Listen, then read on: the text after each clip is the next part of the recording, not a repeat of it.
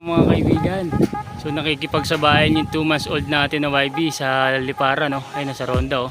Yung dalawang kasabay niya is mga 4 months old na yan. Pero yung isa dyan is 2 months old pa lang, pero nakikipagsabayan na sa Liparan sa kanila, oh. Ayan, oh.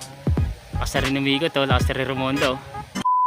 Tatlo na lang pala guys yung napaparonda natin, kasi yung isa yung black checkered na YB, wala na rin guys. Ay nga yung nag-overfly at di na nakabalik nung hinagis natin ng sinelf-toss natin ng 12.7. So 12.7 km pa lang hindi na nakauwi sa atin guys. Ayun, ang taas nila, oh. Lupit talaga ng YB na yun. 2 months old pa lang yun, pero nakikipagsabay na sa Liparan eh, no? Grabe. At ayun na nga mga kaibigan.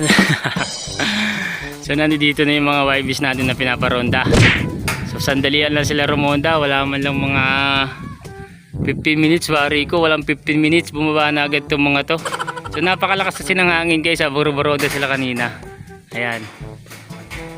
So ayan yung 2 months old natin na YB, oh. So nakikipagsabayan na ng ronda dyan sa dalawa. So yung dalawang na yan guys, yung blue bar is 4 months old na yan, dalawa.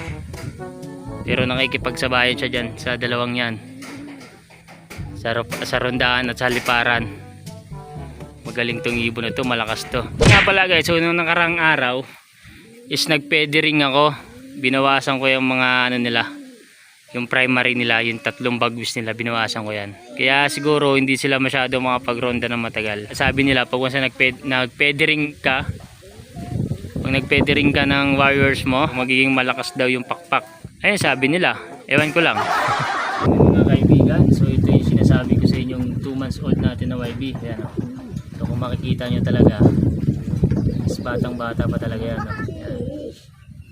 Ayan siya guys. Ayan. Kung makikita nyo rin yung ilong,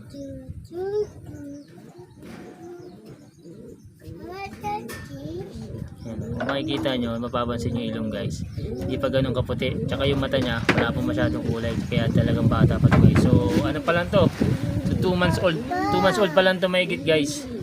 Ayan, oh. So ayun yung pakpak nya, ayun, oh.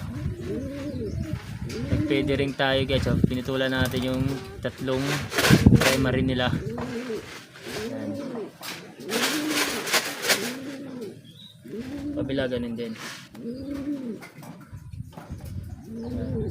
So batang bata pa lang yun guys, pero ay pagsabayan na sa ronda.